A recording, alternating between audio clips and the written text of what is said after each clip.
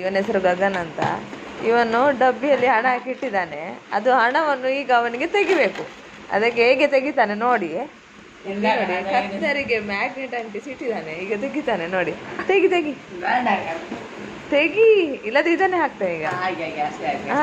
ಬೇಡ ಬೇಡ ತೆಗಿ, ಎಲ್ಲರಿಗೆ ಗೊತ್ತಾಗ್ಬೇಕಲ್ಲ ನಿನ್ನದು ಬುದ್ಧಿ. ಬೇಡ, ಈಗ ನೀನ್ ತೆಗಿಯೋದನ್ನು ಇದರಲ್ಲಿ ಹಾಕ್ತೇನೆ ನಾನು. ಬೇಗ ಬೇಗ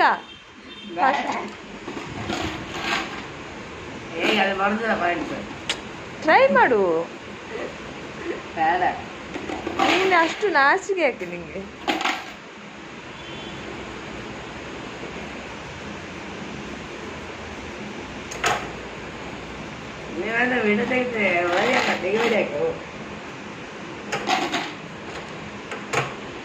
ಬಂತಲ್ಲ ಈಗ, ಎಂತ ಮಾಡಿದೆ ಅದನ್ನು?